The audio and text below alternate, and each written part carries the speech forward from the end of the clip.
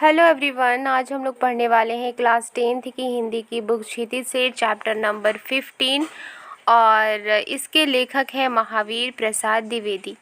महावीर प्रसाद द्विवेदी जी कहते हैं कि आज हमारे समाज में लड़कियां शिक्षा पाने एवं कार्य क्षेत्र में हर एक फील्ड में अपनी एबिलिटी यानी क्षमता दर्शाने में लड़कों से बिल्कुल भी पीछे नहीं है। लेकिन यहाँ तक पहुँचने के लिए अनेक स्त्री पुरुषों ने लंबा संघर्ष किया है, लंबा स्ट्रगल किया है। वो कहते हैं कि नव जागरण काल के चिंतकों ने यानी आधुनिक काल के जो चिंतक हैं उन्होंने मात्र स्त्री शिक्षा ही नहीं बल्कि समाज में जनतांत्रिक एवं वैज्ञानिक चेतना, इन सभी के संपूर्ण विकास पूरे डेवलपमेंट के लिए एक ज्योति जलाई, एक अलग जगाया।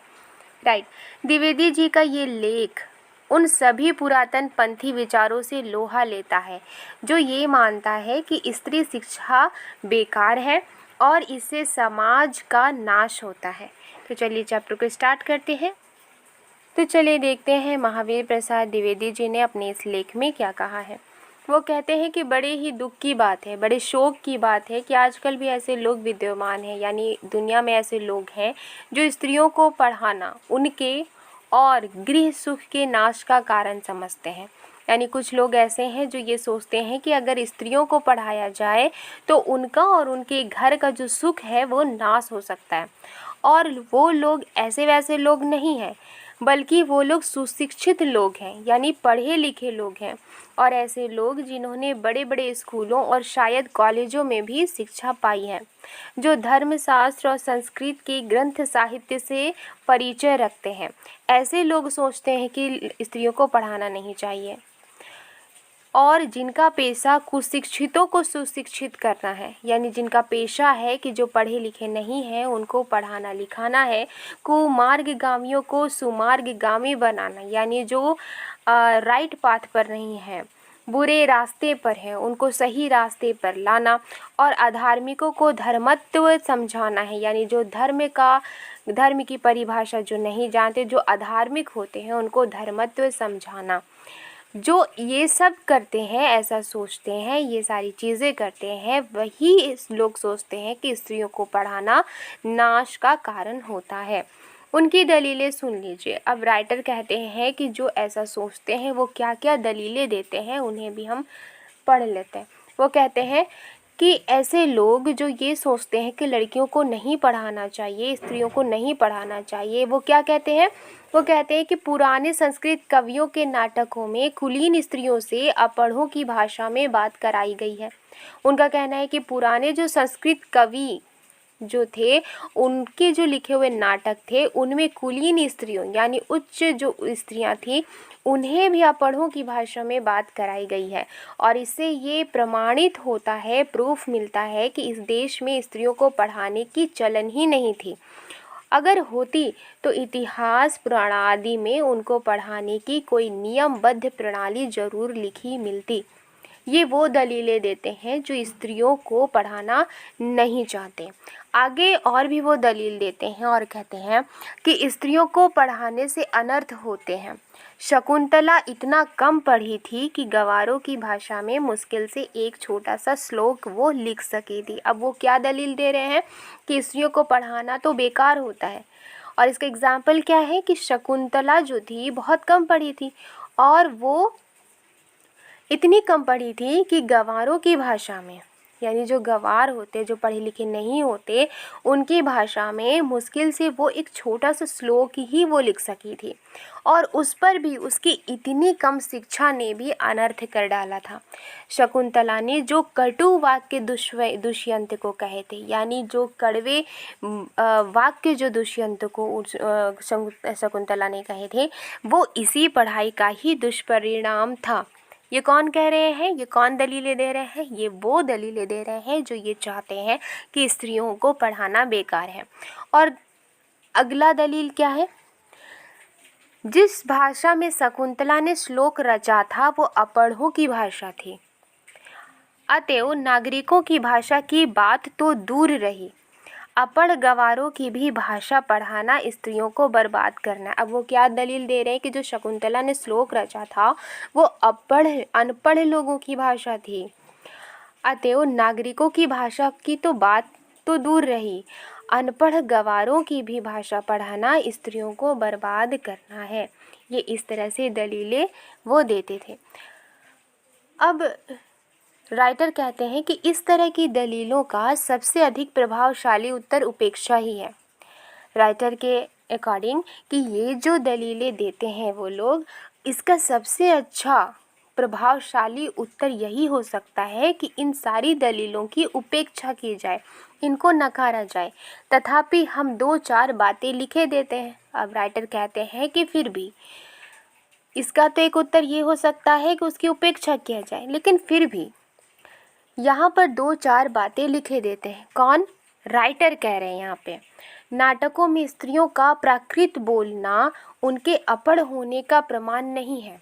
वो कह रहे हैं कि जो भी नाटक थे उनमें स्त्रियों का प्राकृत बोलना, प्राकृत एक भाषा है, राइट, तो उनका प्राकृत बोलना उनके अनपढ़ होने का प्रूफ नहीं है।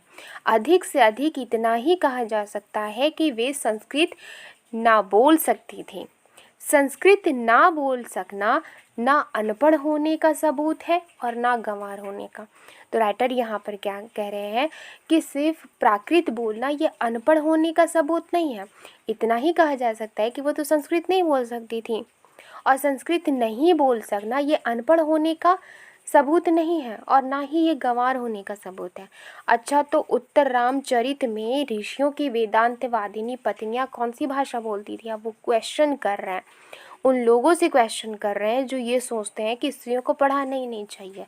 वो क्या क्वेश्चन कर रहे हैं? वो क्वेश्चन कर रहे हैं कि अगर ऐसा है तो उत्तर रामचरित में ऋषियों की जो वेदांतवादिनी पत्नियां थीं वो कौन सी भाषा बोलती थी? उनकी संस्कृत क्या कोई गंवारी संस्कृत थी? वो क्वेश्चन कर रहे हैं। भवभूति और कालिदास आदि के नाटक जिस जमाने के हैं उस जमाने में शिक्षितों का समस्त समुदाय, यानी जितने भी पढ़े लिखे थे उनका जो समस्त समुदाय, पूरा का पूरा जो समुदाय संस्कृत ही बोलता था। इसका प्रमाण पहले कोई दे ले तब प्राकृत बोलने वाली स्त्रियों को अनपढ़ बताने का साहस करे। तो ये उन्होंने क्वेश्चन किया। उसके बाद वो कहते हैं कि भवभूति और कालिदास जो आदि के जो नाटक जिस ज़माने के हैं उस ज़माने में सभी जो शिक्षित समुदाय थे, जो पढ़े लिखे लोग थे, वो सिर्फ संस्कृत ही बोलते थे। इसका प्रमाण, इसका कोई प्रूफ पहले दे, उसके बाद प्राकृत बोलने वाली स्त्रियों को अनपढ़ बताने की हिम्मत करे। इसका क्या सबूत कि उस ज़माने में बोलचाल की भाषा प्राकृत ना थी? लेखक के अनुसार उस वक्त प्राकृत भाषा थी। सबूत तो प्राकृत के चलन के ही मिलते हैं, और वो कहते हैं कि सबूत जो मिलता है वो यही मिलता है कि उस वक्त प्राकृत भाषा चलन में थी, प्राकृत भाषा बोली जाती थी। प्राकृत यानी प्राकृत यदि उस समय की प्रचलित भाषा ना होती तो बौद्धों तथा जैनों के हजारों ग्रंथ उसमें क्यों लिखे जाते, और भगवान शाक्य मुनि तथा उनके चेले प्राकृत ही में क्यों धर्मोपदेश देते। अब उन्होंने प्रमाण दिया, उन लोगों को ये प्रमाण दिया जो ये सोचते हैं कि स्त्रियों को पढ़ाना नहीं चाहिए। उनको ये कह रहे हैं कि अगर प्राकृत उस समय अगर फेमस भाषा ना होती, प्रचलित भाषा ना होती, सभी के द्वारा बोली जाने वाली भाषा ना होती, तो बौद्धों तथा जैनों के हजारों जो ग्रंथ हैं वो प्राकृत भाषा में ही क्यों लिखे जाते। और इसके अलावा जो भगवान शाक्य मुनि है तथा उनके जो चेले हैं, जो फॉलोअर्स थे, वो प्राकृत ही में क्यों धर्म के उपदेश देते। आगे वो कहते हैं कि बौद्धों की त्रिपिटक ग्रंथ की रचना जो हुई थी वो प्राकृत में किए जाने का एकमात्र कारण यही है कि उस जमाने में प्राकृत ही सर्वसाधारण की भाषा थी, यानी कि उस समय सभी के द्वारा प्राकृत ही ऐसी भाषा थी जो सबके द्वारा बोली जाती थी। अतएव प्राकृत बोलना और लिखना अपढ़ और अशिक्षित होने का चिन्ह नहीं है। जिन पंडितों ने गाथा सप्तशती, सेतुबंध, महाकाव्य और कुमारपाल चरित आदि ग्रंथ प्राकृत में बनाए हैं, वे यदि अनपढ़ और गंवार होते तो अगर वो अपढ़ और गंवार थे तो हिंदी के प्रसिद्ध से भी प्रसिद्ध अखबार का संपादक इस जमाने में अपढ़ और गंवार कहा जा सकता है। उन्होंने भी अपनी दलील दी।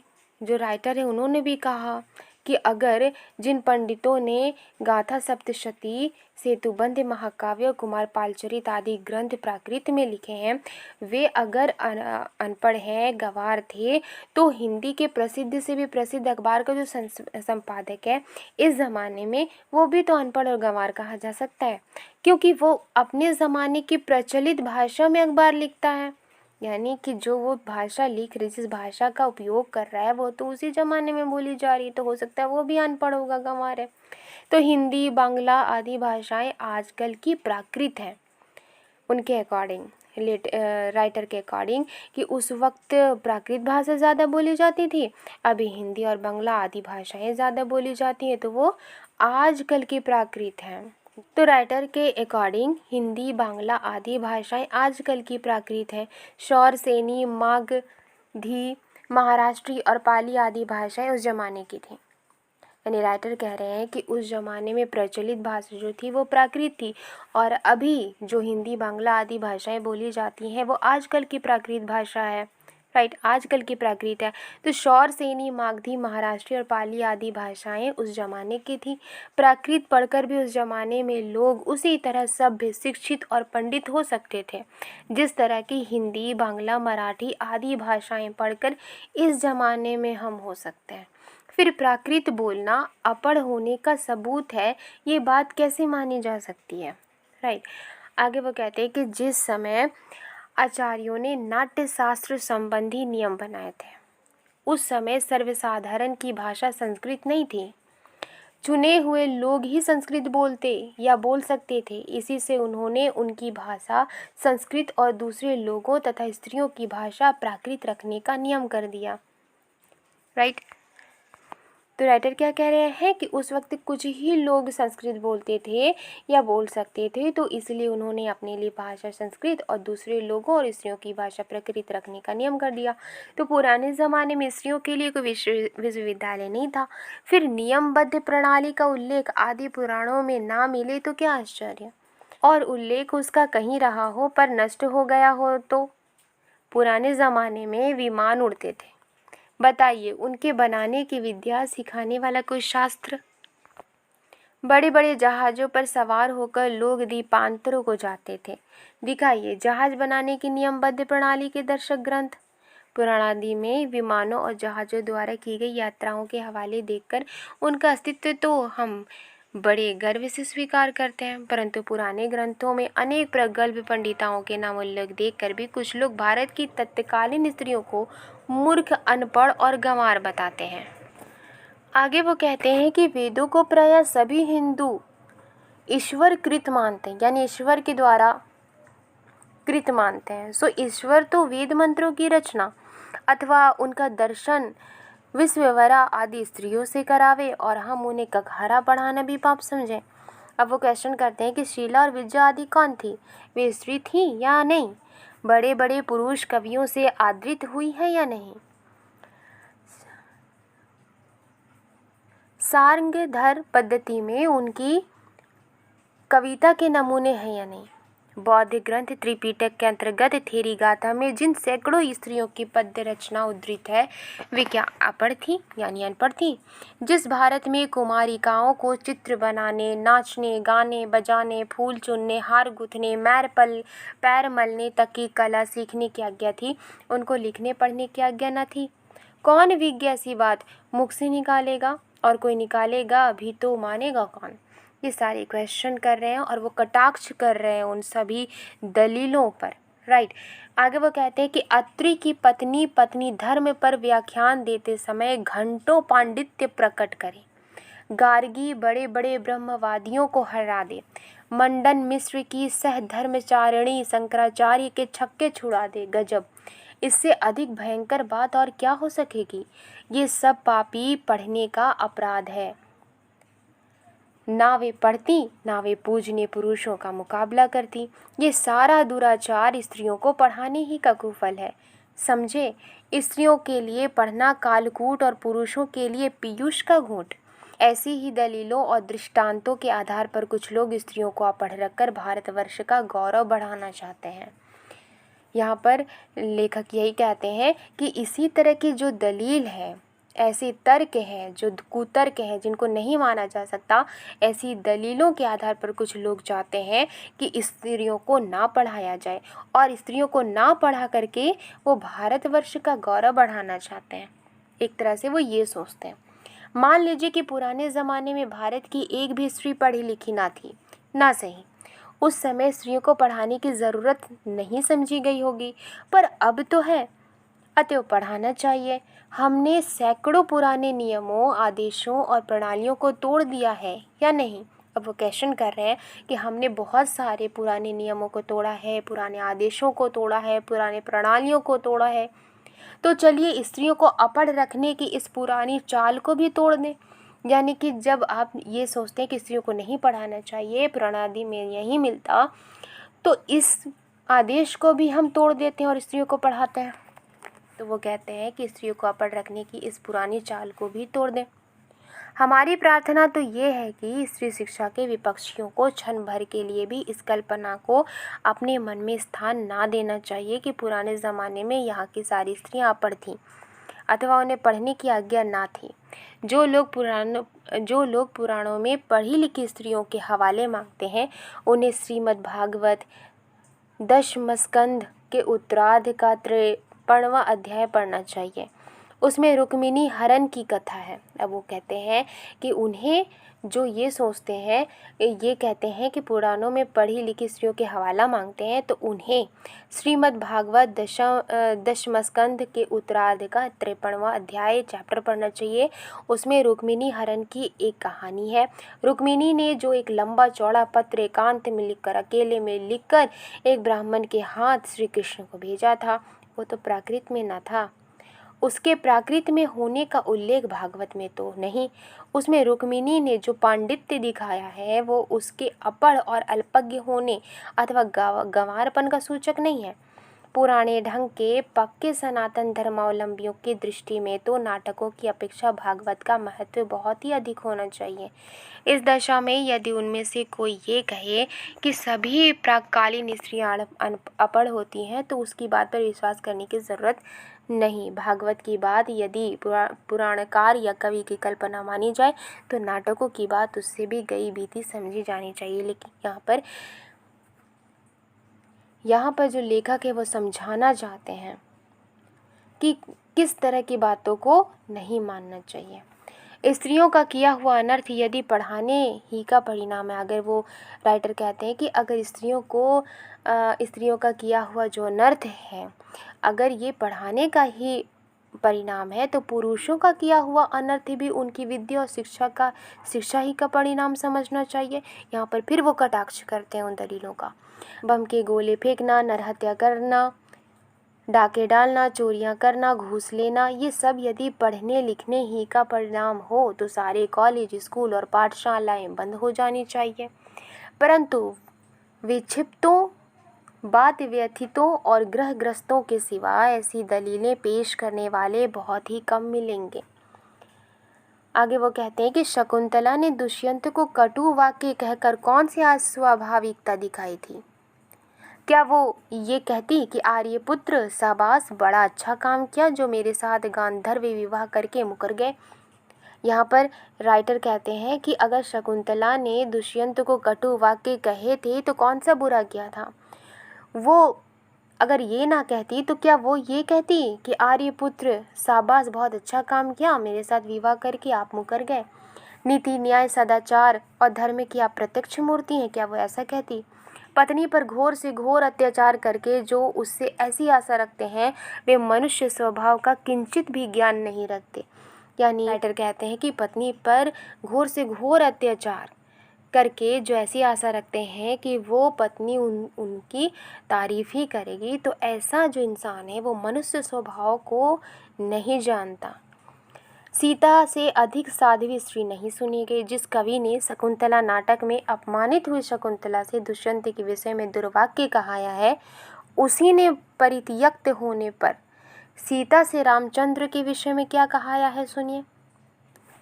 राइट। तो वो राइटर कहते हैं कि वो कवि जिसने शकुंतला नाटक में अपमानित हुई शकुंतला से, शकुंतला तो अपमानित हो गई थी क्योंकि दुष्यंत ने उन्हें पहचानने से इनकार कर दिया था, तो उनसे दुष्यंत के विषय में दुर्वाक्य कहा है।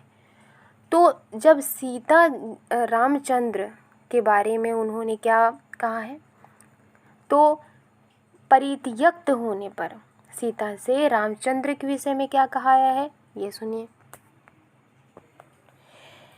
यहाँ पर जो लिखा गया है उसकी मीनिंग बताते हुए राइटर कहते हैं कि यहाँ लिखा है, लक्ष्मण जरा उस राजा से कह देना कि मैंने तो तुम्हारी आँख के सामने ही आग में कूदकर अपनी विशुद्धता साबित कर दी थी, अपनी पवित्रता साबित कर दी थी।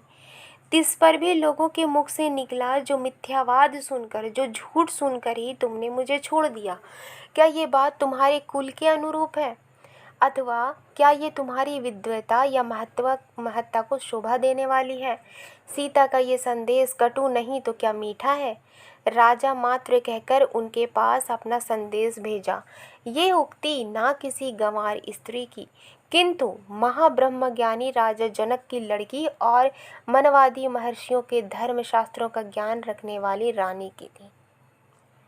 आगे फिर वो 2 लाइन लिखते हैं संस्कृत के और इसका मीनिंग बताते हैं और कहते हैं कि सीता की धर्मशास्त्र ज्ञाता का ये प्रमाण वहीं आगे चलकर कुछ ही दूर पर कवि ने दिया है। सीता परित्याग के कारण वाल्मीकि के समान शांत नीतिज्ञ और क्षमाशील तपस्वी तक ने असत्येव मन्युर्भरताग्रजे में कहकर रामचंद्र पर क्रोध पर प्रकट किया है। शकुंतला की तरह अपने परित्याग को अन्याय समझने वाली सीता का रामचंद्र के विषय में कटु वाक्य कहना सर्वथा स्वाभाविक है। ना ये पढ़ने लिखने का परिणाम है, ना गंवारपन का, ना अकुलीनता का। आगे राइटर कहते हैं कि पढ़ने लिखने में स्वयं कोई बात ऐसी नहीं जिससे अनर्थ हो सके। अनर्थ का बीज उसमें हरगिज नहीं। अनर्थ पुरुषों से भी होते हैं, अपढ़ों और पढ़े लिखों दोनों से होते हैं। अनर्थ दुराचार और पापाचार के कारण और ही होते हैं, और वे व्यक्ति विशेष का चाल चलन देखकर जाने भी जा सकते हैं। यानी जो अनर्थ करते हैं, जो दुराचार पाप करते हैं, उनके वजह से भी अनर्थ होते हैं, और ऐसे व्यक्ति विशेष का चाल चलन देखकर जाने भी जा सकते हैं। अतः स्त्रियों को अवश्य पढ़ाना चाहिए। आगे राइटर कहते हैं कि जो लोग ये कहते हैं कि पुराने ज़माने में यहाँ स्त्रियाँ ना पढ़ती थी अथवा उन्हें पढ़ने की ममानियत थी, तो वे या तो इतिहास से अभिज्ञता नहीं रखते, इतिहास के बारे में नहीं जानते, या जानबूझकर लोगों को धोखा देते हैं। राइट। समाज की दृष्टि में ऐसे लोग दंडनीय हैं, क्योंकि स्त्रियों को निरक्षर रखने का उपदेश देना समाज का अपकार और अपराध करना है। तो यहाँ पर राइटर क्या कहते हैं, वो कह रहे हैं कि क्योंकि स्त्रियों को निरक्षर रखने का उपदेश देना समाज का अपकार और अपराध करना है, समाज की उन्नति में बाधा डालना है। अब आगे राइटर कहते हैं कि शिक्षा बहुत व्यापक शब्द है जिसमें सीखने योग्य अनेक विषयों सब्जेक्ट का समावेश हो सकता है। पढ़ना लिखना भी उसी के अंदर आता है, पढ़ना लिखना भी उसी के अंतर्गत है। इस देश की वर्तमान शिक्षा प्रणाली अच्छी नहीं। इस कारण यदि कोई स्त्रियों को पढ़ाना अनर्थकारी समझे तो उसे उस प्रणाली का संशोधन करना या कराना चाहिए। अगर ये सोचता है कोई कि जो आजकल की शिक्षा प्रणाली अच्छी नहीं है, तो वो ये जो कारण है, अगर इस कारण को अनर्थकारी समझता है तो वो ये जो प्रणाली चल रही है शिक्षा प्रणाली, उसमें संशोधन करना या कराना चाहिए। खुद पढ़ने लिखने को दोष ना देना चाहिए। लड़कों ही की शिक्षा प्रणाली कौन सी बड़ी अच्छी है? प्रणाली बुरी होने के कारण क्या किसी ने ये राय दी है कि सारे स्कूल और कॉलेज बंद कर दिए जाएं? आप खुशी से लड़कियों और स्त्रियों की शिक्षा की प्रणाली का संशोधन कीजिए। उन्हें क्या पढ़ाना चाहिए, कितना पढ़ाना चाहिए, किस तरह की शिक्षा देना चाहिए और कहाँ पर देना चाहिए, घर में या स्कूल में, इन सब बातों पर बहस कीजिए, विचार कीजिए, जी में आवेशों कीजिए, पर परमेश्वर के लिए। ये ना कहिए कि स्वयं पढ़ने लिखने में कोई दोष है, वो अनर्थकर है, वह अभिमान का उत्पादक है, वह गृह सुख का नाश करने वाला है। ऐसा कहना 16 आने मिथ्या है। यानी राइटर कहते हैं कि ऐसा अगर आप सोचते हैं कि प्रणाली, जो शिक्षा प्रणाली अच्छी नहीं है, तो उसमें संशोधन कीजिए। कहीं भी आप राय दीजिए कहाँ पढ़ाना है, कितना पढ़ाना चाहिए लड़कियों को, किस तरह का शिक्षा देना चाहिए। वो कहते हैं कि अगर आप ये समझते हैं कि वर्तमान शिक्षा प्रणाली अच्छी नहीं है तो आप इस पर विचार कीजिए, किस तरह की शिक्षा देना चाहिए, इस तरह के विचार कीजिए। पर परमेश्वर के लिए ये मत कहिए कि स्वयं पढ़ने लिखने में कोई दोष है, वो अनर्थकर है, ठीक है। और वो गृह सुख का नाश करने वाला है, वो अभिमान का उत्पादक है, वो गृह सुख का नाश करने वाला है, ऐसा कहना 16 आने मिथ्या है। तो आई होप आपको ये चैप्टर समझ में आई होगी। समझ में आई है तो लाइक एंड सब्सक्राइब करना मत भूलिएगा। मिलती हूँ नेक्स्ट वीडियो में एक नए चैप्टर के साथ। Thank you.